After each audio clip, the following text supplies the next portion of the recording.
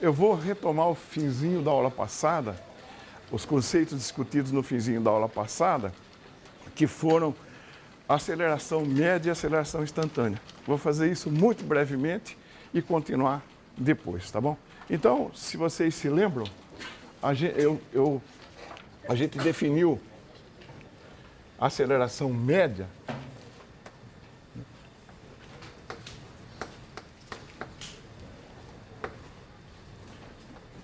eu suponho que eu tenho um gráfico aqui de velocidade em função do tempo. Eu considero dois instantes, um instante t0 e um instante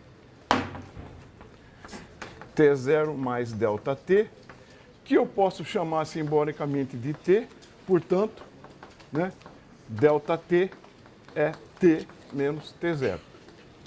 Já que t é t0 mais delta t é t menos t0. Se vocês se lembram, a gente definiu como aceleração média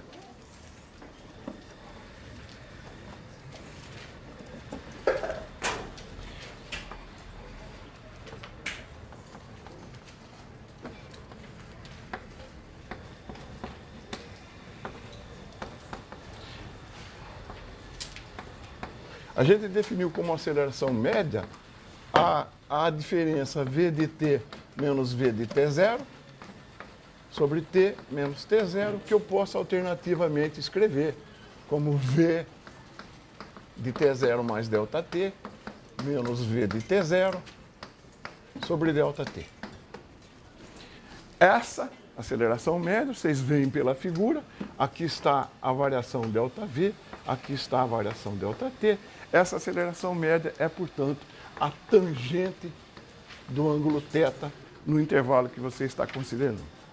Aceleração média, você está vendo que quociente V sobre T, isso aqui ela é medida em metro por segundo ao quadrado.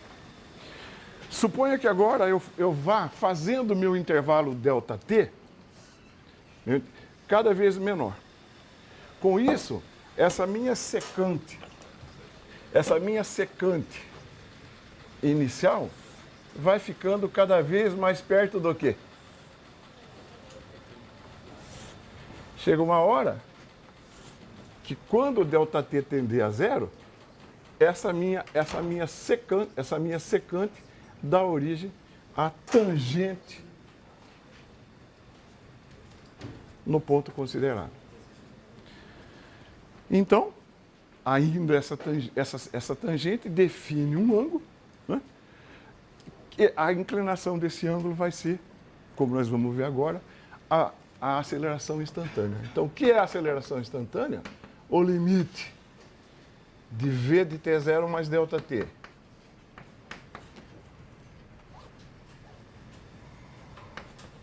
menos v de t0 sobre ΔT, quando ΔT tende a zero. Isso, lá no curso de cálculo, a gente aprendeu que é o quê? Esse limite, quando ΔT tende a zero, é a derivada da velocidade em relação ao tempo. Também, obviamente, medida em metros por segundo ao quadrado. Então, a operação de passagem ao limite supõe uma derivação. Essa derivada é uma operação matemática com a qual a gente tem pouca familiaridade, mas nós temos sempre o recurso geométrico, né? O recurso geométrico é, de novo, né, a aceleração instantânea é a tangente, é a inclinação da reta tangente, né? Inclinação da reta tangente no ponto em que você considera. Recordado isso? Então, vamos começar a estudar casos simples de aceleração, passando para os mais complicados. Como primeiro caso particular de aceleração, vamos considerar o caso de aceleração constante. Caso particular, a aceleração constante. Se a aceleração é constante, ela coincide com a aceleração média, né? Então, a aceleração média, claro, porque ela é igual em todo instante. Então, a aceleração média, por definição, é v de t menos v de t0 sobre t menos t0. Frequentemente eu faço t0 igual a zero. Isso quer dizer que eu começo a contar, coloco a origem dos tempos em t igual a zero. Com isso, imediatamente dessa equação eu tiro que v de t é v0 mais at. Esse v0 é o v no instante t0. É um batismo novo. v0 é a velocidade inicial, certo? É o v para t igual a zero. Tá? Então, v menos v0 igual a at. Essa é uma equação fundamental do movimento com aceleração constante. Vou chamar essa equação de 1. Então, você está vendo nessa equação, né, que a relação entre a velocidade e a aceleração e o tempo é uma reta. Né? É uma reta. Pelo fato dessa função ser uma função retilínea, a velocidade média no intervalo t0t coincide, essa velocidade média aqui é, na verdade, a semissoma de V0 com V.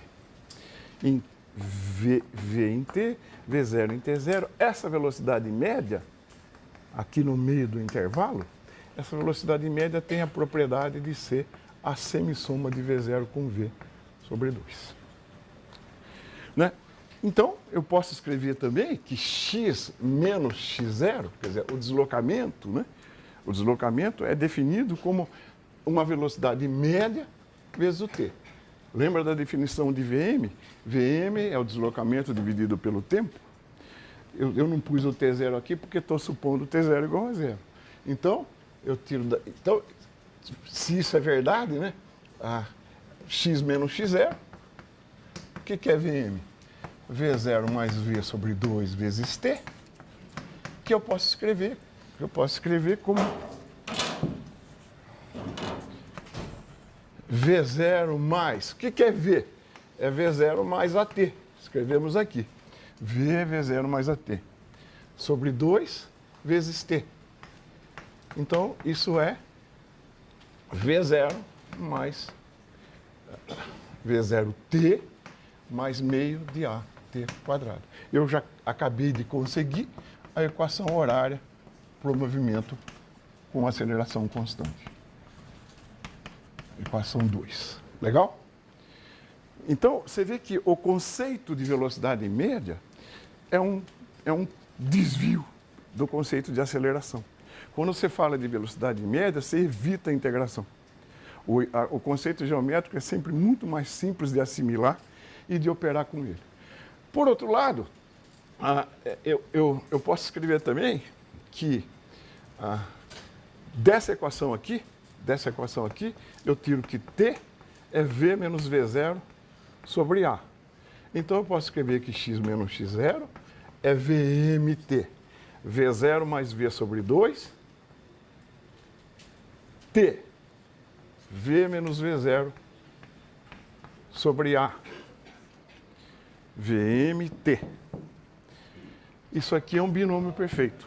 Quadrado de um menos quadrado do outro sobre 2A.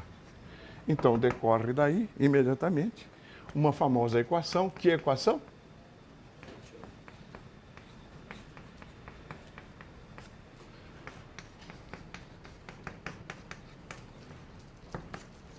Qual foi a hipótese em que eu me baseei para deduzi-la? Que o gráfico V contra T era linear. Então, essa equação só é válida para quê?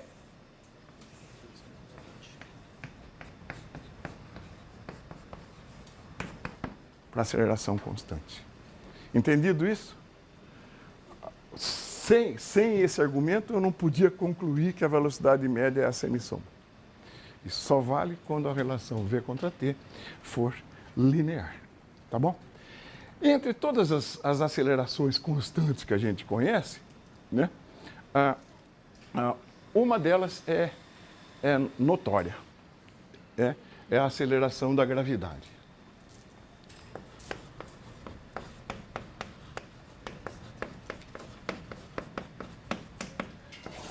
E com isso eu vou fazer meio que uma brincadeira com vocês aqui.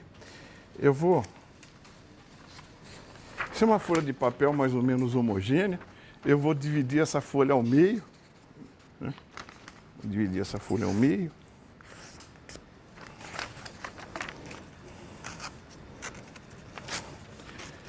Então, se o papel é homogêneo e eu cortei a folha ao meio, eu tenho razões para acreditar que a massa dessas duas folhas são como?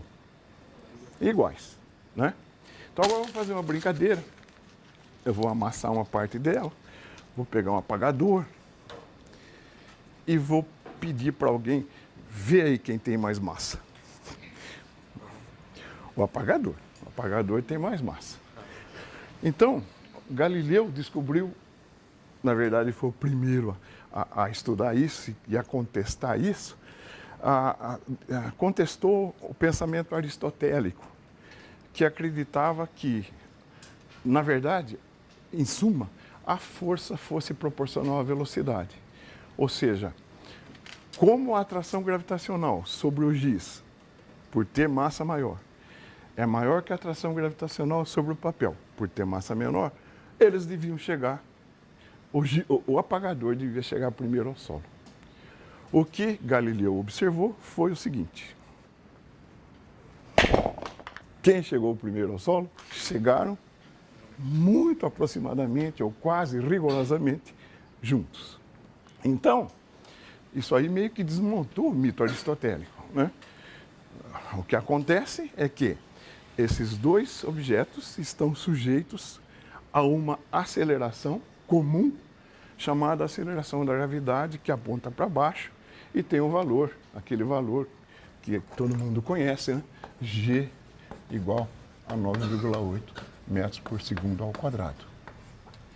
Essa aceleração age sobre qualquer objeto em queda livre. Sobre qualquer objeto em queda livre. Por queda livre se entende que a única interação do objeto é com a Terra. Isso independentemente do seu movimento inicial. Você pega uma bola, lança ela para cima. Chega uma hora que ela para e começa a cair. Eu não posso desenhar ela em cima dela, eu dei uma pequena desviada. Quando a bola está subindo, ela tem uma velocidade para cima e a aceleração G para baixo.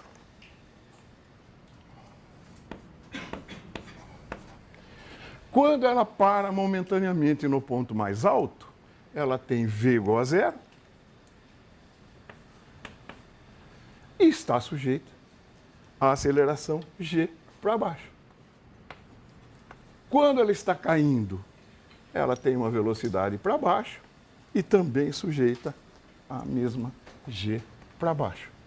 Ou seja, a aceleração G age sobre um corpo em queda livre sempre para baixo, independentemente da história inicial desse movimento. Então, agora, se dois corpos com massa diferentes chegam junto ao solo, o que dirá então de dois com a mesma massa? Né? A gente concordou que essas duas massas são muito aproximadamente iguais. Então, olha. E quem chegou primeiro agora? Né? Eles têm a mesma massa. Quem chegou primeiro agora? A bola. Alguém tem um modelo por quê? A gente precisa ser cuidadoso quando postula isto. Né? Em última análise, o movimento desta folha não é uma queda livre. Eu esqueci de considerar que sobre essa folha age principalmente o quê? Uma força resistiva do ar que é fortemente dependente de sua área. Fortemente dependente de sua área. A área de contato aqui é muito maior que aqui. No caso da bolinha, eu praticamente não a percebo. Rigorosamente, o apagador e a bolinha chegam um pouco defasados. Mas essa defasagem é tão pequena que a nossa acuidade visual não permite detectar. Mas o fato, então, é que precisa cuidado ao se fazer modelos, tá certo? Então, essa queda, a queda da folha, para ser tratada em dinâmica, exige que a gente leve em conta no nosso modelo, além da força da gravidade, uma força de resistência do ar. Entenderam isso? Entenderam isso? Então, vamos sem perder muito tempo, passar para o tópico seguinte, que é como calcular a velocidade em função da aceleração. Bom, V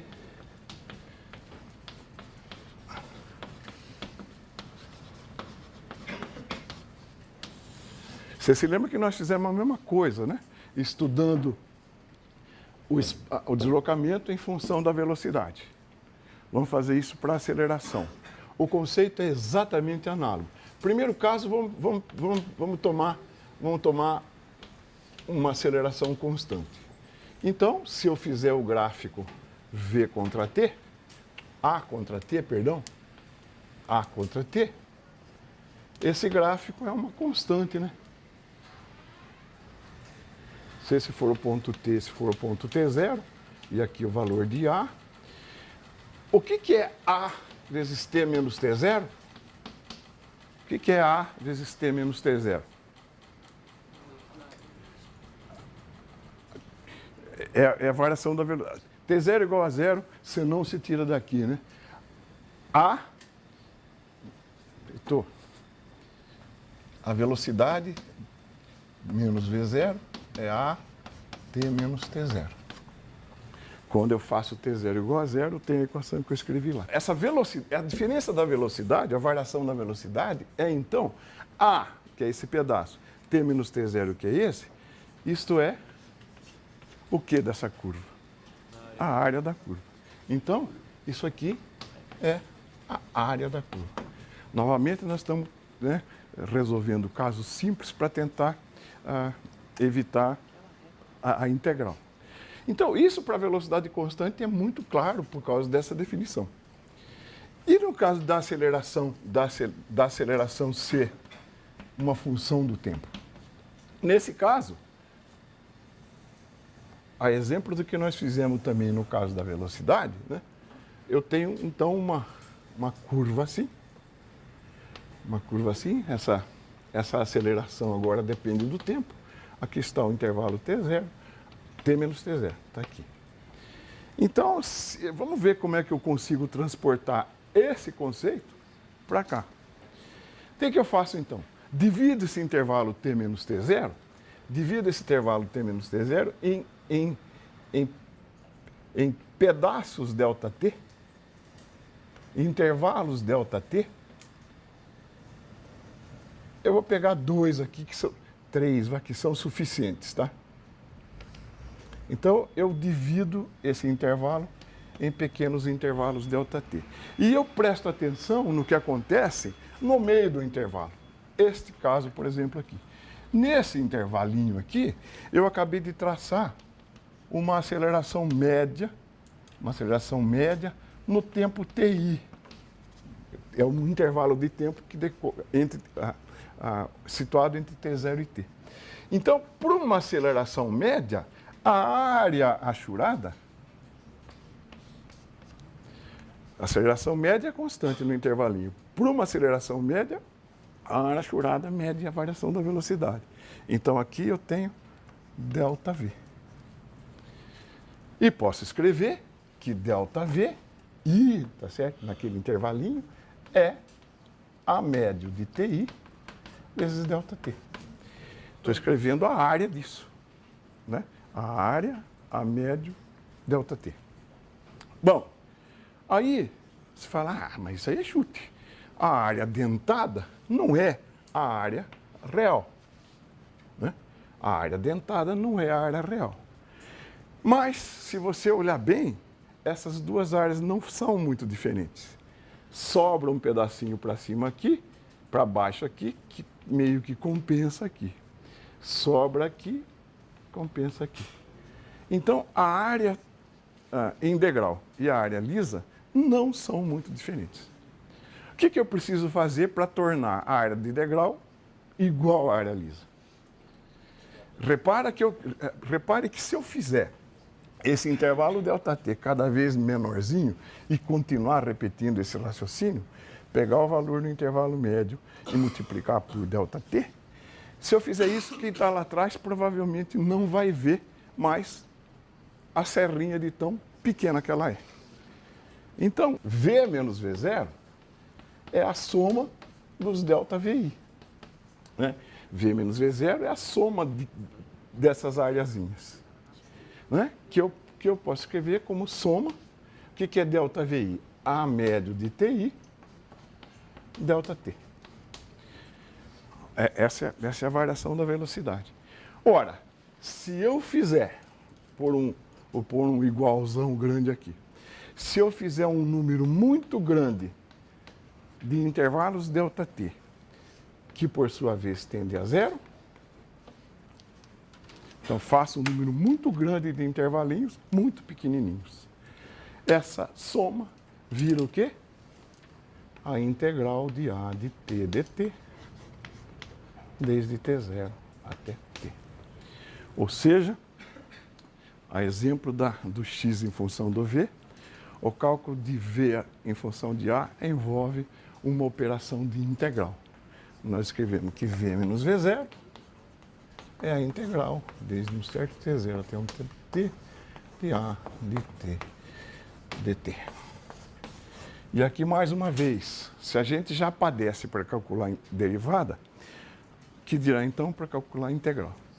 Isso também é uma operação, é um cálculo, que vocês vão aprender lá no MA, acho que é 141, aprender as operações derivadas. Mas, grosso modo, a gente pode pensar o seguinte: a aceleração não é derivada da velocidade em relação ao tempo?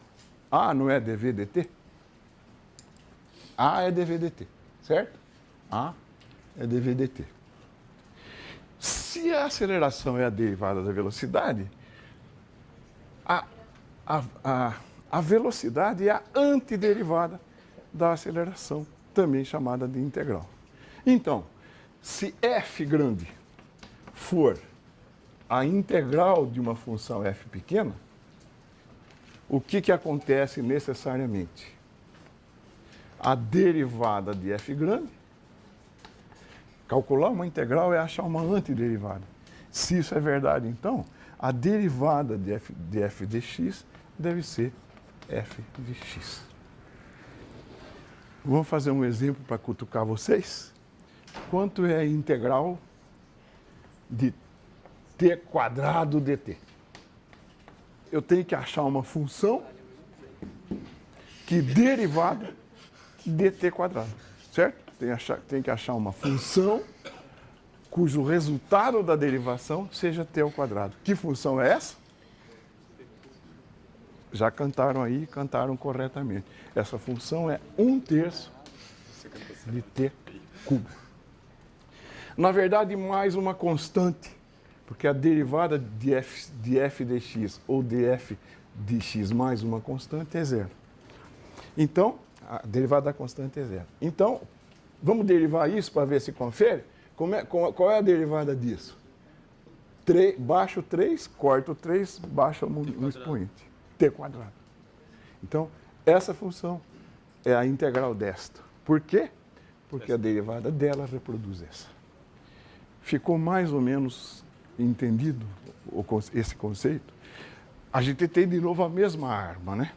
A gente tem a arma geométrica para fugir da integral. Então, resumindo, né?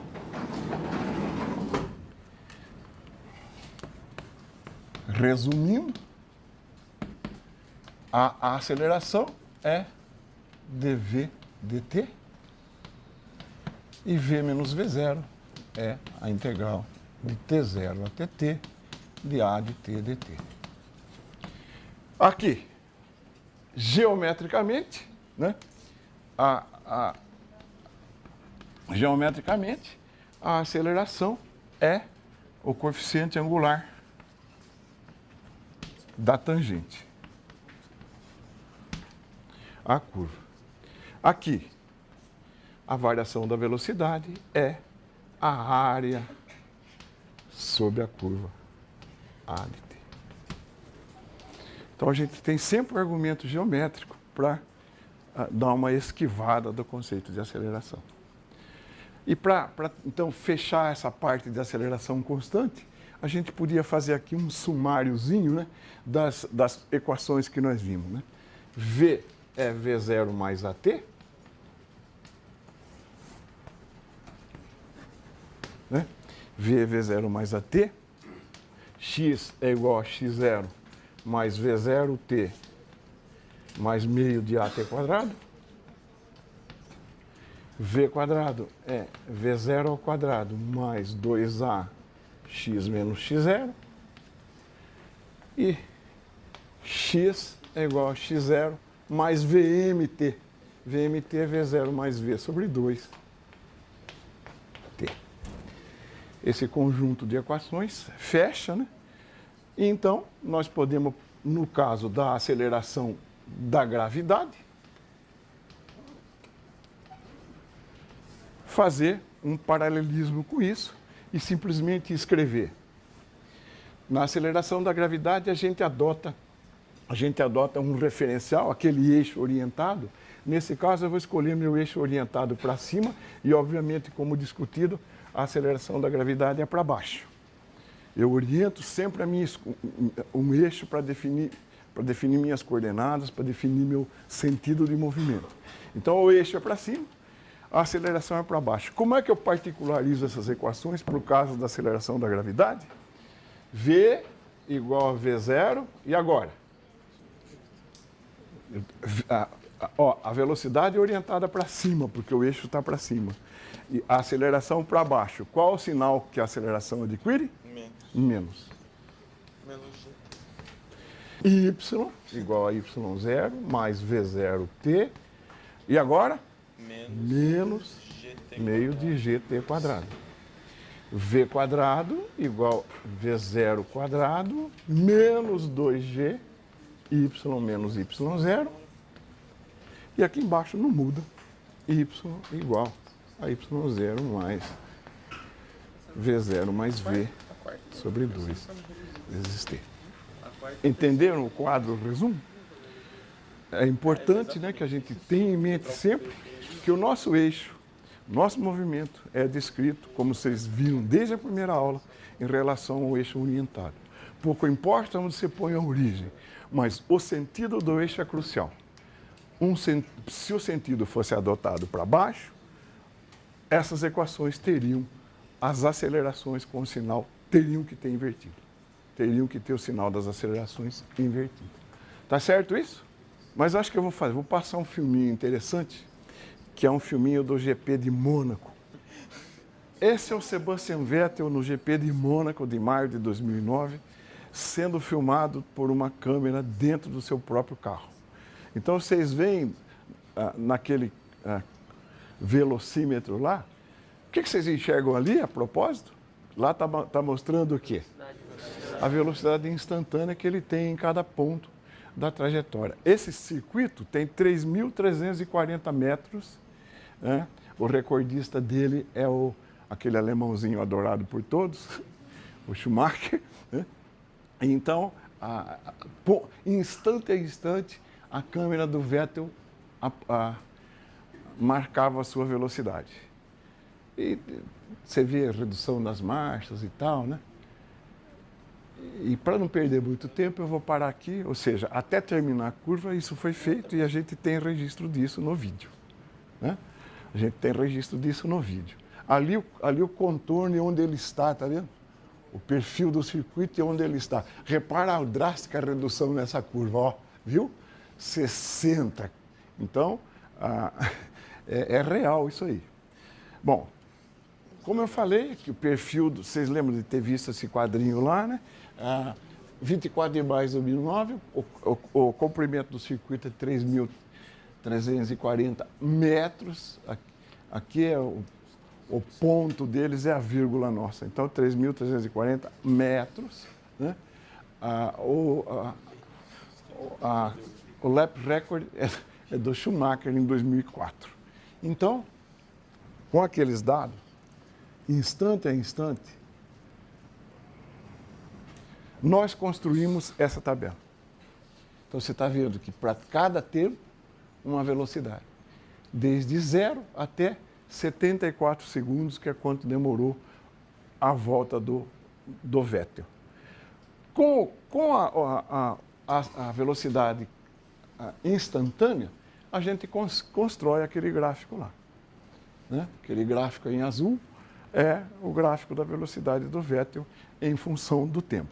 O que a curva embaixo da velocidade, o que a área embaixo da velocidade mede mesmo?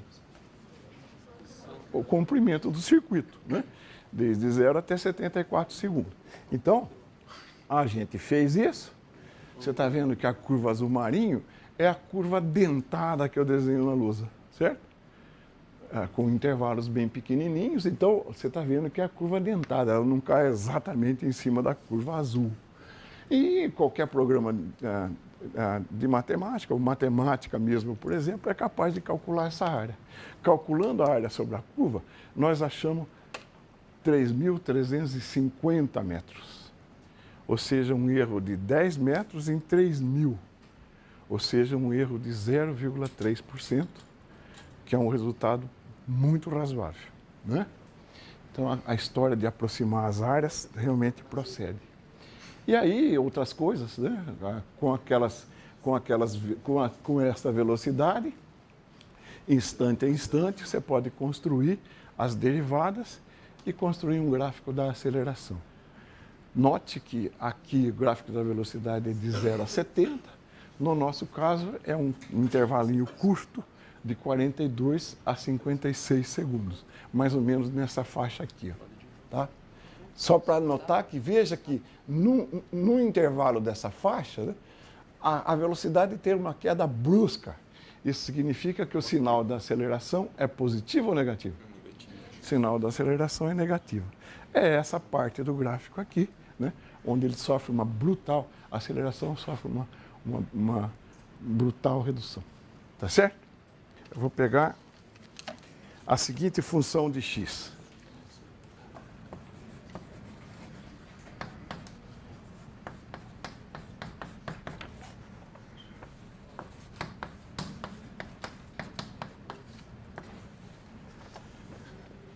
Fazer o gráfico de x de t, calcular a velocidade, calcular a aceleração e fazer os gráficos respectivos. Esse exemplo, acho que coroa o que nós temos ensinado em termos de cinemática unidimensional. Bom, t quadrado menos 4t mais 3, eu escolhi esses coeficientes de propósito. As raízes dessa equação têm soma 4 e produto 3.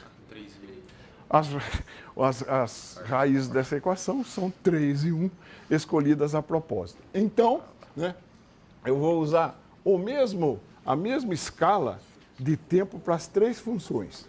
Aqui em cima, né? Para t igual a 0, x igual a 3, 1, 2, 3. Né? Ela se anula em 1 e 3. 1, 2, 3. Ela se anula em 1 e 3. E para t igual a 2, 4 menos 8 mais 3. 4 menos 8 mais 3 é menos 1. Então, ela passa por esse ponto aqui, né, em t igual a 2. Ela passa por esse ponto. Mal desenhando essa função, daqui a pouco eu reforço ela. É uma função assim. Tá bom? Então, a função x de t é uma função assim. Né? Aqui 3, aqui menos 1, aqui 1, aqui 3. Que função é essa? Qual é o nome dessa função? É uma parábola com concavidade para cima, né? Enfim, o gráfico está feito. O cálculo da velocidade. O que é a velocidade mesmo de uma partícula? é dx dt, que é então o quê? Vamos derivar comigo? Derivada é com vocês. Derivada de x. Eu tenho que derivar dois polinômios e uma constante. Um polinômio que contém uma constante. Derivada de 2t. 2t. Baixo expoente, né? E baixo expoente, multiplica pelo expoente e baixo expoente de uma unidade. Derivada de 4t, quanto é? 0. Menos de 4t. 4. É verdade, TV. T a 1, né? Você baixa, fica T a 0, 4. E a derivada de 3, que é uma constante, é nula. A aceleração é a derivada da velocidade. Então, a derivada da velocidade, quanto é a derivada de 2t menos 4? É 2. Então, a velocidade, como nós já aprendemos no caso de aceleração constante, é uma função linear. Então, aqui eu venho,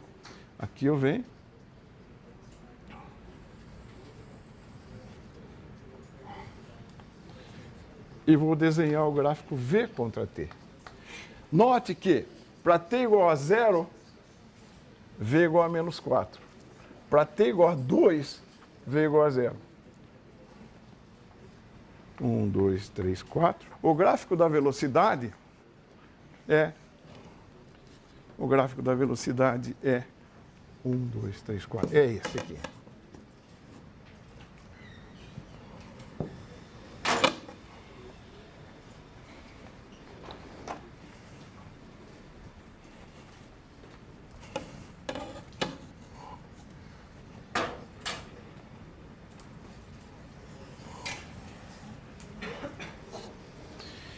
E aqui embaixo,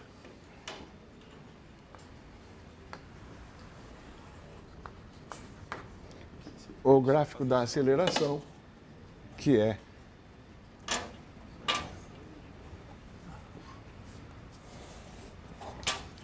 dois.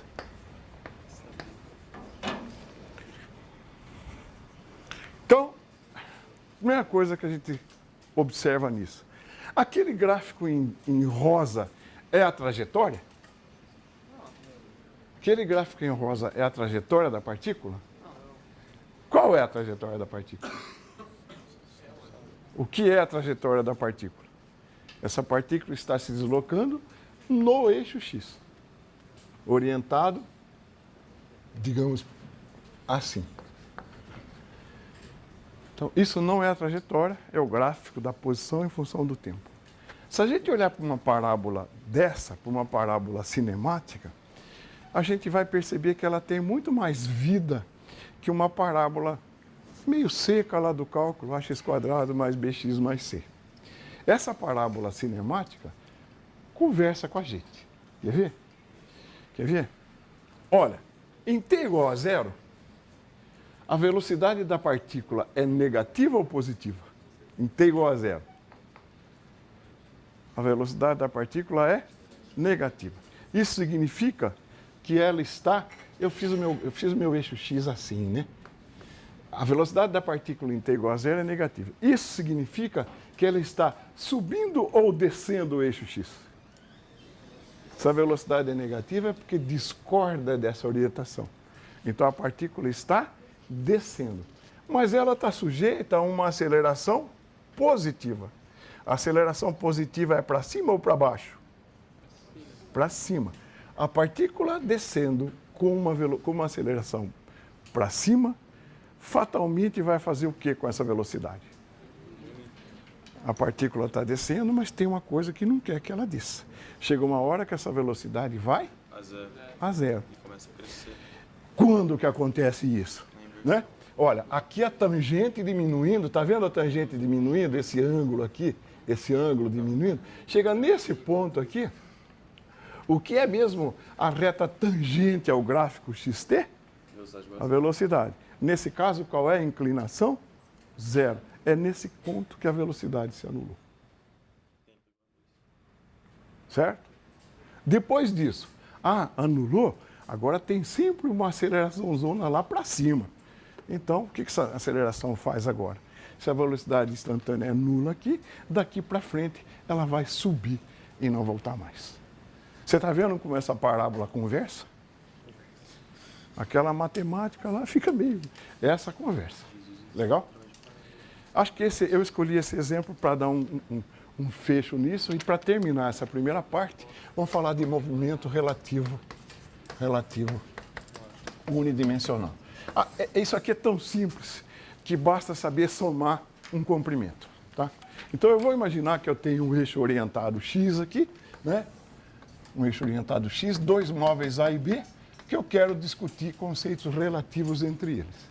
Então, eu vou dizer que o móvel B está nessa posição, XB. Então aqui está o B, aqui está o A, na posição XA. Está vendo? Eu estou dando as coordenadas de dois móveis em cima de um eixo orientado. Qual é a posição relativa de A em relação a B? A posição relativa de A em relação a B, que é isso aqui, é XA, o quê? Menos XB. Basta saber somar pedacinhos. A coordenada de A em relação a B é a coordenada de essa coordenada menos essa.